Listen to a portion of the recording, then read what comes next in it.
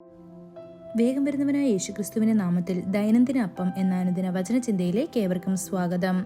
ഇന്ന് രക്ഷയുടെ കാലം എന്ന വിഷയത്തെ ആസ്പദമാക്കി ചില കാര്യങ്ങളെ നമുക്ക് ചിന്തിക്കാം. അതിനാധാരമായ ഒരു വാക്യം വായിക്കാം. സങ്കീർത്തനങ്ങൾ 106 അധ്യായം 5 വാക്യം. നിന്റെ ജനത്തോടുള്ള കടാക്ഷപ്രകാരം എന്നെ ഓർത്ത് നിന്റെ രക്ഷ കൊണ്ട് എന്നെ സന്ദർശിക്കണമേ. നാം ജീവിക്കുന്ന ഈ അവസാന നാളുകളിൽ തന്റെ ജനത്തെ കണ്ടുമുട്ടാനും അവർക്ക് രക്ഷ നൽകാനുമുള്ള ദൈവത്തിന്റെ പ്രീതിയുടെ ദിവസങ്ങളാണിത്. ദാവീദ് രാജാവ് ദൈവത്തിന്റെ പ്രീതിക്കായി പ്രാർത്ഥിക്കുന്നത് എങ്ങനെയെന്ന് നോക്കൂ. ഈ അവസാന നാളുകളിൽ മുമ്പത്തെക്കാട്ടിലും കൂടുതൽ ദൈവദാസന്മാരെ കർത്താവ് ഉയർത്തി. രക്ഷയുടെ സന്ദേശവും അവന്റെ വരവിന്റെ സന്ദേശവും വീണ്ടെടുപ്പിന്റെ സന്ദേശവും എല്ലായിടത്തും പ്രഘോഷിക്കപ്പെടുന്നു. പരിശുദ്ധാത്മാവിന്റെ പിന്മഴ രാഷ്ട്രത്തിലുടനീളം ചൊരിയുകയാണ്. കർത്താവ് എണ്ണമറ്റ പ്രാർത്ഥനാ യോദ്ധാക്കളെ ഉയർത്തുകയും തന്റെ വരവിനായി തന്റെ ജനത്തെ ഒരുക്കുകയും ചെയ്യുന്നു. കർത്താവായ യേശു പറഞ്ഞു, രാജ്യത്തിന്റെ ഈ സുവിശേഷം എല്ലാ ജനതകൾക്കും സാക്ഷിയായി ലോകമെമ്പാടും പ്രസംഗിക്കപ്പെടും, അപ്പോൾ അവസാനം വരുമെന്ന്. ഇത് മത്തായി സുവിശേഷം 24 അധ്യായം 14 വാക്യത്തിൽ കാണാൻ സാധിക്കും. കർത്താവിന്റെ ദിവസത്തിൽ പ്രധാന അടയാളങ്ങളിലൊന്ന് സുവിശേഷവൽക്കരണത്തിന്റെ ദ്രുതഗതിയിലുള്ള വ്യാപനമാണ്.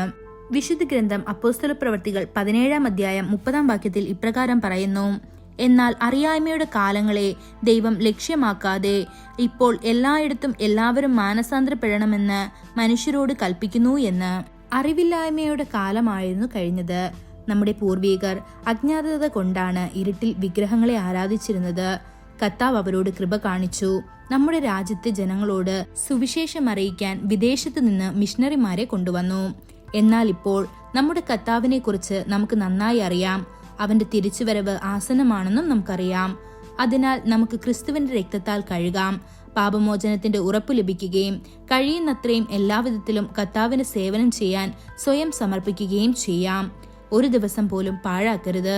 അണക്കെട്ടിന് മുകളിലൂടെ പോയ പ്രളയം പോലെ ഈ കാലങ്ങൾ ഒരിക്കലും തിരിച്ചു വരില്ല. അതുപോലെ ജീവിതത്തിൽ നാം പാഴാക്കിയ നാളുകളും അലസമായി കിടന്ന ദിവസങ്ങളും നമുക്ക് ഒരിക്കലും തിരിച്ചു കിട്ടുകയില്ല. ഒരു ഭക്തൻ സങ്കടത്തോടെ പറയുന്നു, നിനക്ക് അനുഗ്രഹത്തിന്റെ സമയത്തിന്റെ വില അറിയില്ലെങ്കിൽ നിങ്ങൾ കൈപ്പേറിയ കണ്ണീർ പൊഴിക്കും.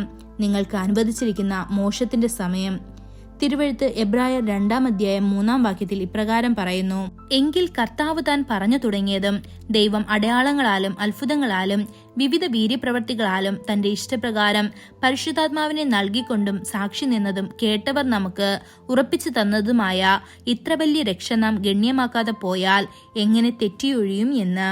ദൈവമക്കളെ, നിങ്ങൾ ഇന്ന് സ്വയം താഴ്ത്തുകയും രക്ഷ പ്രാപിക്കുവാനും അനേകം ആളുകളെ കർത്താവിലേക്ക് കൊണ്ടുവരുവാനുമുള്ള ശുശ്രൂഷ സ്വയം സമർപ്പിക്കുമോ? നിങ്ങൾ കർത്താവിനു വേണ്ടി ആത്മാക്കളെ നേടുമോ? വെറും കയ്യിലല്ല, ആയിരക്കണക്കിന് ആത്മാക്കളോടൊപ്പം സ്വർഗത്തിലേക്ക് പോകാൻ നിങ്ങൾ ഉറച്ച പ്രതിജ്ഞാബദ്ധത കാണിക്കുമോ? അതിനായി ദൈവം നമ്മെ ഓരോരുത്തരെയും സഹായിക്കുമാറാകട്ടെ. കൂടുതൽ ധ്യാനത്തിനുള്ള വാക്യം 2 കൊരിന്ത്യർ 6 അധ്യായം 2 വാക്യം. പ്രസാദകാലത്ത് ഞാൻ നിനക്ക് ഉത്തരം അരുളി, രക്ഷാ ദിവസത്തിൽ ഞാൻ നിന്നെ സഹായിച്ചു എന്ന് അരുളി ചെയ്തിരിക്കുന്നുവല്ലോ. ഇപ്പോഴാകുന്നു സുപ്രസാദകാലം, ഇപ്പോഴാകുന്നു രക്ഷാ ദിവസം. ഇന്നത്തെ ബൈബിൾ വായന രാവിലെ യോബ് 34-35 അധ്യായങ്ങൾ, വൈകുന്നേരം അപ്പോസ്തല പ്രവൃത്തികൾ 15 അധ്യായം 1 മുതൽ 21 വരെയുള്ള വാക്യങ്ങൾ. ആമേൻ.